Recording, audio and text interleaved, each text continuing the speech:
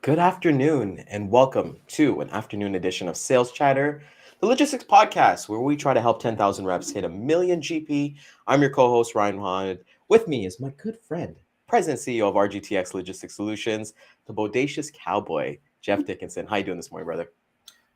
Great and good afternoon, Ryan. We had a fun-packed day, starting it off with our favorite day, Data Day, with our good friends, Bill Robinson and Dean Crook. It was bomb, man. It was the bomb. As you would say, dope, right? But this afternoon, we have a great guest. So with that said, let's get into it. Let's go. To the HPLS podcast. Live, relevant, and high performance information, conversations, and education weekly.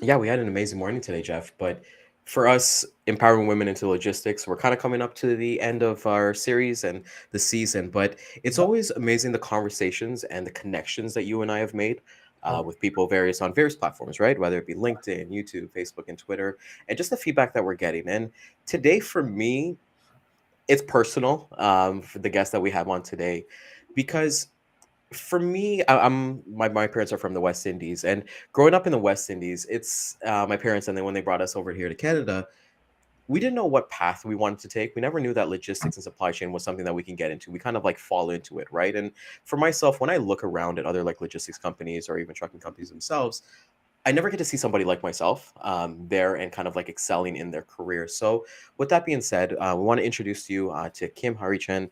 She is a global operations account manager for a Fortune 500 company, and she's just doing amazing things. So, without any further delay, let's bring Kim on. We want so happy to have you on today. Thanks, Ryan. Good to be here. Yeah, it's awesome. We're extremely pleased, and it's something that you and I have connected just to have those conversations about supply chain and logistics and what we kind of came through. So we always start off our shows by asking, how did logistics find you? Yeah, that's an interesting story, I have to say. I can't believe it's been 10 years already, but I actually got a degree in psychology from Georgia State University. And back then, 2012, 2013, the country was in a recession. There was nobody hiring.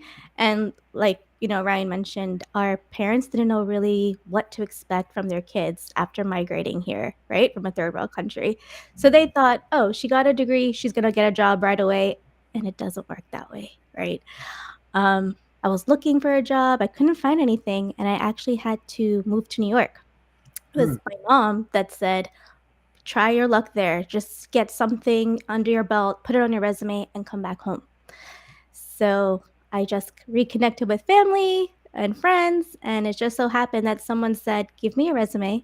I see what you're trying to do here, and I'll help you out. And it just happened to be at a small 3PL. I went into the interview. I was 100% honest. I said, I have no idea what logistics is, but whatever you want to show me, I'll learn it. And the hiring manager was kind of like, well, we need someone with, Excel skills. I need you to know how to run a pivot table, VLOOKUP. And I said, it's on YouTube, right? I think I can learn it. So the hiring manager said, okay, well, tell you what, go home, take the weekend, and come back Monday, and let's see let's see if you can do this. I go home, I look up what is logistics, what is supply chain, how to run a VLOOKUP. I practiced myself, and I went in on Monday. He actually sat me down. He gave me a test, and I couldn't. Actually, I did do the VLOOKUP. It just didn't work. And I think I sat there and I'm like, I'm pretty sure I did this right. You want to check your Excel? And he's like, yeah, give me a second. He comes back into the room and he's like, yeah, we're going to give you a shot because you did do the VLOOKUP right. You were very calm and collected in seeing that maybe you did something wrong, but you didn't freak out. You asked the questions. And 10 years later, we're still doing it. So yeah, I think very early on, the first lesson that I learned in my career is life doesn't go according to plan. You just gotta roll with the punches and pave your own path. And I think as a West Indian woman doing that, being one of the first to do that in their family was pretty empowering for myself, and I hope for other people that are watching this. It's spectacular, and it's going to, because I remember myself when I grew up in like the same kind of environment that you did. That my parents thought like working at the bank, like being a teller, was like the best job that you can have. That it was like so prestigious, right? And not knowing that we have Yeah. an industry like this. So when I was trying to explain to my mom and my dad, when I got into this industry and what I'm doing, they didn't understand it. But with that being said, what are some of the lessons that you've learned as a kid and as an adult growing up in your home and in our community that has translated and has worked really well for you in our industry right now? Well, I've always been one to ask a lot of questions. I was always that person to say, "Well, why? Why do I have to do this?" "Oh, because you're a girl." No, that didn't sit right with me. I think about my mom, right, and her journey from coming from a third world country and seeing her sacrifice and her journey. She didn't follow her dream. She did what she had to do to make it work. She was able to raise 2 daughters, and she figured it out. And for me, if I could see her do that without a college education, and she worked so hard to provide me with that, then yeah, I could figure it out. So I'm gonna ask the questions. I'm not going to be scared. Yeah, I am the first, um, probably one of the few West Indian women in this industry, and I'm gonna own that and be confident in it and ask the questions that I need to ask. So, like as you said, very few Western women in our industry. Can you explain to the audience what those first, even the first day, couple weeks, the first couple months, what did that look like for you at your first 3PL once you aced that?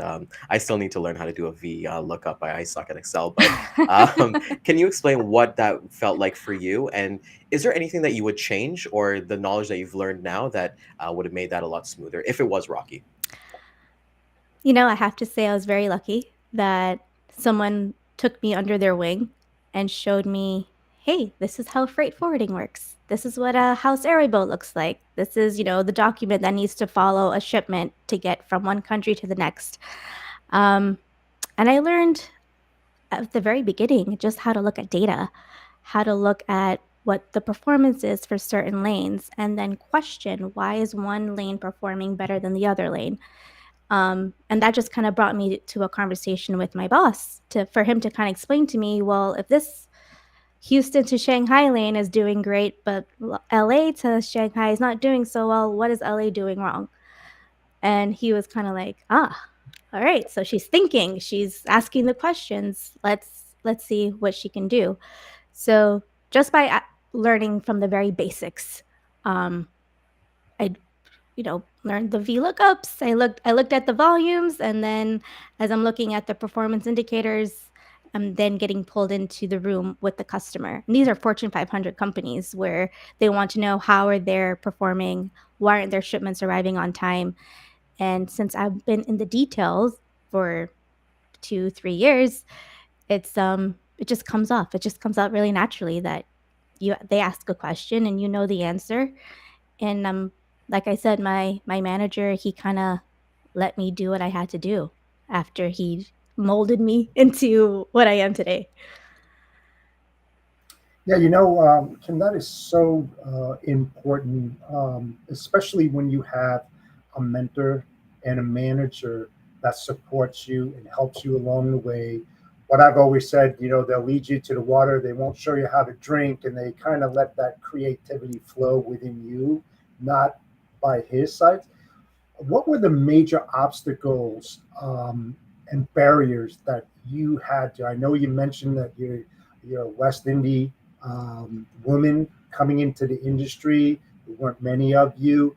How did you get over those those barriers?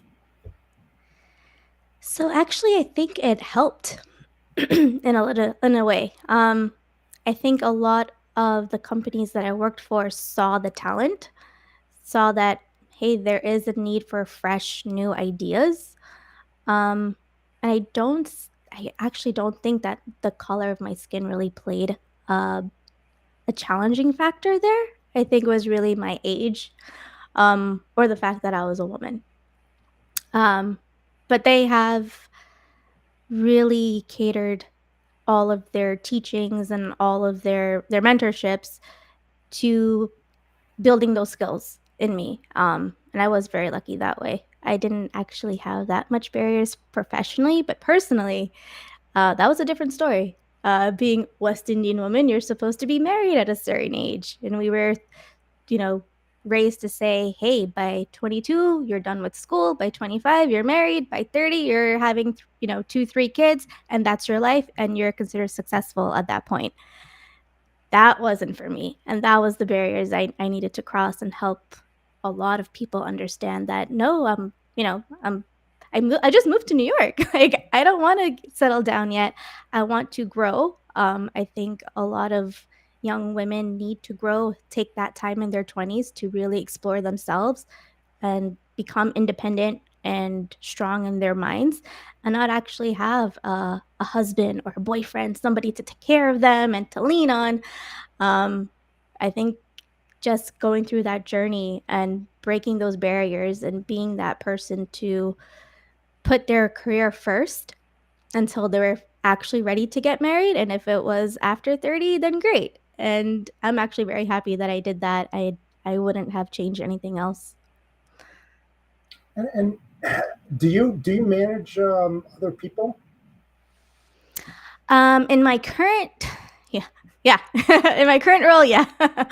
So, As a global operations manager, you are responsible for pretty much explaining to stations all over the world how to handle a customer's shipments based on their SOP, based on their criteria, based on their instructions. Um, and my role is to basically be that face to the customer and also to our operations branch internally. I have to talk to the customer, understand what they want. I have to be able to know if we could actually service that, um, and then implement it within our stations. And I actually have to give that instructions to all of these operators. Some of them, they don't even know me. They've never heard of me. Um, but it's just, I guess, how you present yourself and how you give those instructions that makes a difference. So far, I mean, I'm not going to toot my own horn, but I think I'm doing a good job. I think I'm getting people to listen to me and understand why it's needed. Um, and yeah, that's how we implement and we run the business and we make sure that we're performing as we should. That way, when I go into a QBR and MBR, I'm able to present our numbers and say, yeah, this is what we're doing. And this is the continuous improvement projects that we put in place so that, this issue doesn't happen again. It so do seems you to work. do you have do you have a do you have a team that reports to you? I don't have a team that actually reports directly to me. No. as the global operations manager, you're just basically working with a lot of stations all over the world. They have their own bosses, um, but the directions and the best for the customer comes from me. How important was it for that one-on-one mentorship and coaching that your boss gave to you that you now possess and take care of the people you said about your customers? How important was that for your growth? Oh, I wouldn't be here if I didn't have that. I think, within my first couple months in logistics, if I didn't like it, if I didn't have somebody that was patient, that wanted to teach me, I wouldn't be here. I would probably went back home to Georgia and just said, "Hey, I tried. Let me go work at a bank." Right, right, Ryan? So, um, no, I'm really grateful, that, the mentor that I had, he really taught me the basics. He built the foundation. I love that, there were some meetings that happened in Mexico, and I never traveled internationally, Hmm, for business, and he was the one that went into his boss's office and says, "She needs to go to Mexico. I need her. She knows what's going on. She knows the customer. She knows how to speak to a customer. Let's bring her in because she's gonna take it to the next step." And that's how I just kept getting exposed into these meetings and these conversations, and I mean, it's overwhelming to think how far I've come within 10 years. that's awesome. Yeah, it's amazing. You just never know where logistics is going to take you. And the one thing that you mentioned, I kind of want to elaborate a little bit more on is that you travel quite a bit to like these different stations, as you said. In terms of seeing workforces, let's say you go to different countries, and you got to say exactly where, but do you find there's more of a diverse work environment there? You're seeing a little bit more diversity, and you're seeing more women in these positions as well across the globe, or where do you kind of think see that there's an opportunity for that? No, I've it's actually really interesting to see the amount of women when I walk into an office in all over the world. I haven't been somewhere where I said, where are all the girls?" And I also have noticed that it's a lot of young people. It's not, the ladies that or men that are in their 40s and 50s now that are working there. There are some young professionals, 20, 30-year-olds that are taking the ropes and saying like, "Hey, yeah, no, we need to keep up with the times and technology and let's innovate and let's move this cargo." I mean, it's amazing. That's really cool because we that's the conversation that we do want to have. Like, the workforce is changing. A question that we always kind of ask is how can men and women work together to be allies in order to kind of see that more. With you being a worldwide company, Jeff, I think you would agree this is the first guest that we're having here who can talk to us about a global scale. Right? Yeah, They can't talk to us about like America or Canada or anything like that. So we're intrigued to have your insight on this. Where do you find there's availability or is there an opportunity for like let's say networking, right? Because hey, if I was where you are, like I believe, like you said, you're in New York or New Jersey, I want to connect with you. You've been in the industry for 10 years and have that like mentorship or get some guidance. Do you find that there is quite a bit of networking, whether it be LinkedIn or social events or things like that? What are your thoughts on that, Kim? I think it's starting. I feel like Women's History Month, I have seen a lot more activity on LinkedIn. And I mean, it's great to see all of these companies have International Women's Day. It was awesome to see everybody really excited about that.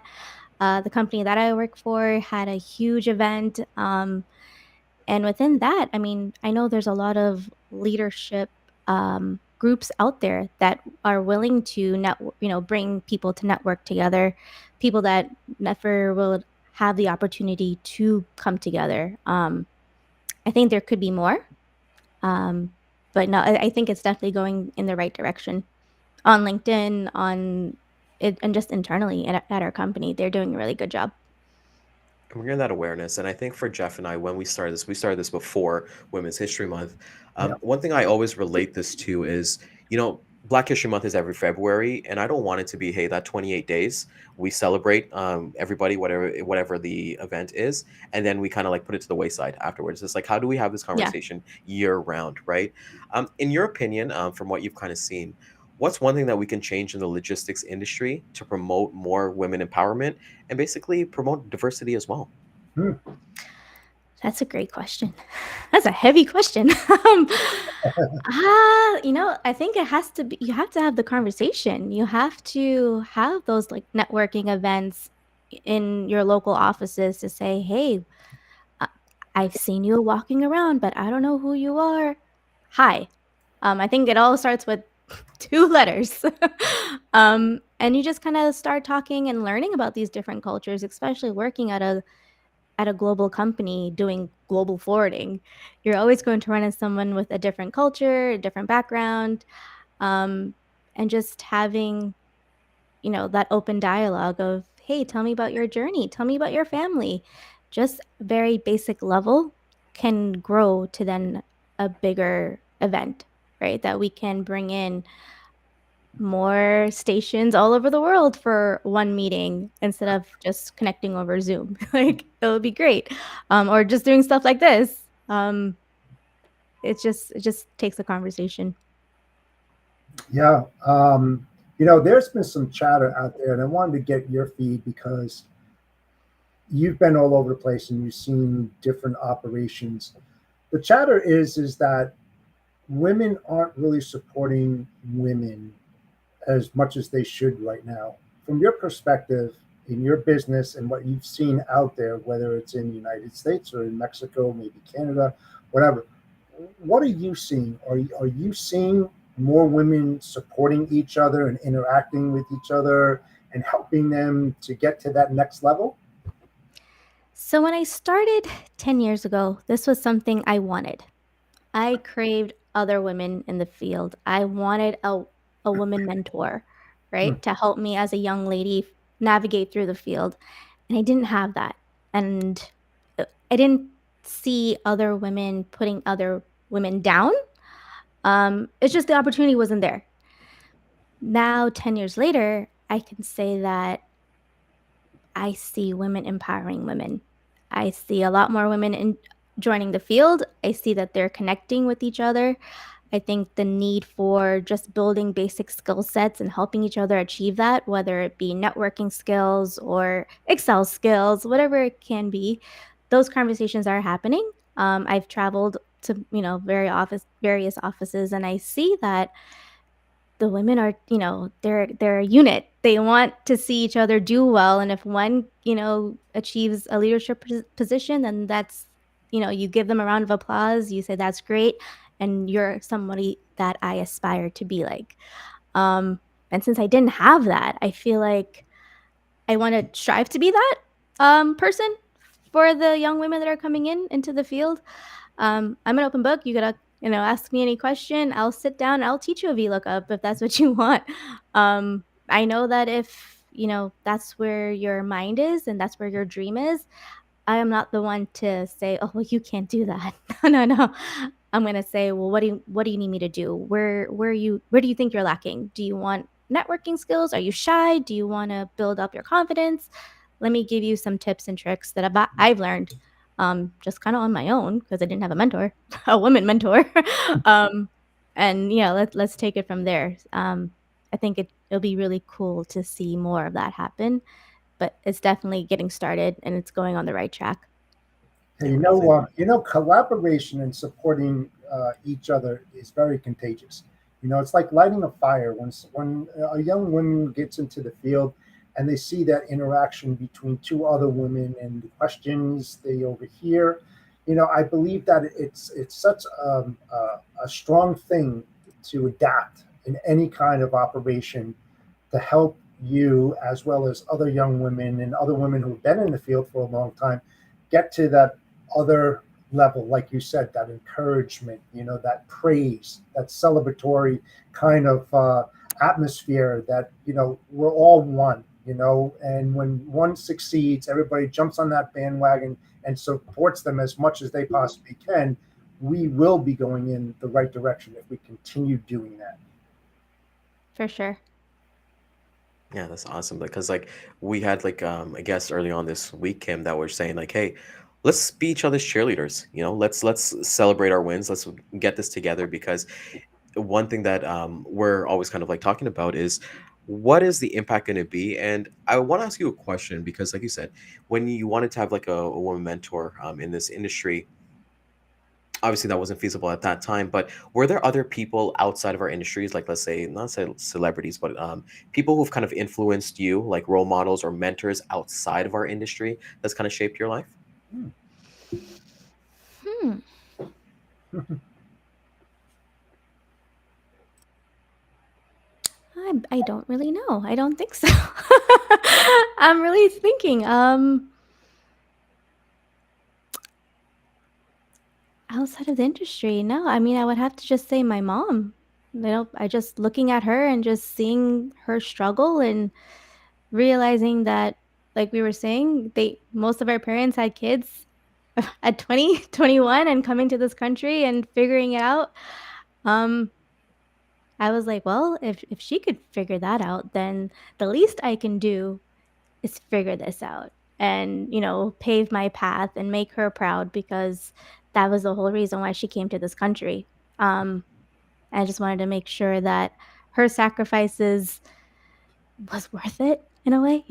Um, Yeah, I think that she instilled that work ethic in me, for sure. Yeah, so I have to say she's the one that said, "Nope, don't take no for an answer. Just ask her questions, even if you don't understand." And I'm like, "Okay, mom." so Mom, no, shout out to Mama Harichan watching. Hopefully she's Yeah. watching live. She's texting you some notes and things like that. And it's important because for us to know that, like my mom is my biggest inspiration. I know Jeff as well. Mom is that inspiration that you kind of grow up with, and then that work ethic. You can't really teach work ethic. It's something that's kind of instilled on you, Yeah. and then it's kind of shadowed upon different things from you. 10 years in our industry. Where do you want to leave your legacy? What's next for you? What does the future have in store for you, Kim? Man, I can't believe it. Yeah, I mean, things a lot could happen in 10 years, huh? oh yeah. Um, I think overall I would like a team. I would love to have a team under me that I could, impart my knowledge on and say, "Hey, you're a team of key account managers. This is the best practice. This is the way you achieve your goals." And if it's a team of all women, great. But yeah, I think that would be awesome to step into a leadership role like that and kind of groom and nurture the upcoming generation in logistics because it is changing. It is a dynamic industry, and we just have to be able to change with it. I think mentoring and grooming others would be the best way to do that. 100%. And from what I don't know, Jeff, you probably agree with me here. From what we've learned in these last like 20 minutes or 25 minutes learning with you, you're gonna be a great leader. You're gonna be a I great was mentor. yeah, I was Like Thank the you. future is bright, and we're not just saying the that because you're on our mindset. show. Yeah. She, Oh man, you definitely appreciate have the that. mindset. Everything that you're saying just seems like you're in line for that position. It's just when that door opens up, don't put your foot through it. Just throw your body through that full force and go after it because you can do it. You can definitely Thank do it. you. Thank you. Thank you. Appreciate it. I'll definitely call you guys up and I'll be like, hey, guess You what? better, better. Yeah, you better. Don't forget us. Don't forget us over Yeah. here. So, I want to thank you so much for taking your time out of your day. It is, I know it's the afternoon that you're quite busy with your schedule. If somebody wants to reach out to you, how can they reach and get a hold of you for advice or anything like that? Definitely through LinkedIn. That's the best way to contact me. Shoot me a message and I'm pretty good at responding, I think. So yeah, just reach out and I'm looking forward to having a conversation and helping whoever I can out there. No, it's great. It's great. I even see like my sister. My sister never even watches our show. I always say that my wife and my sister, they show up on like these most random episodes, and then I'm like, okay, of course my sister is watching here. So I know for her, she definitely took some nuggets from there because she's in the industry as well. So Kim, thank you again so much for coming. You got to come back in a couple months. Let's have some fun. Again, you and I Yeah, should collab and like do an event out in New York, New Jersey. that Try would to get be these kitties up awesome. to. I know we should get work together. It would be really cool. So if you found value in this to our audience, which I know you did, like, comment, subscribe, share it with a friend, share it with a neighbor. And I guess my new tagline is share it with the Amazon driver that's coming today if they haven't already, because you got some packages definitely coming to your house. And I want to thank our corporate sponsor, Daman at Centurion Trucking. If you're looking for sales agents, he's actually looking for sales agents across North America, paying up to 60% GP. Cowboy, take us home, my friend. Yeah, thank you so much, Kim, for joining us today. It was awesome getting to know you. You have the skills the talent and the mindset to do whatever you want to do. It's there for the taking, and I wish you the best of luck. I appreciate you coming on board Sales Chatter Live. We're on live every day at 11 a.m. and a special edition today at 2 p.m. We also have one tomorrow, actually two, one at 11 and one at 2. So please join us and keep supporting and following us. With that said, Bodacious Cowboy out. Have a great day, people. Bye.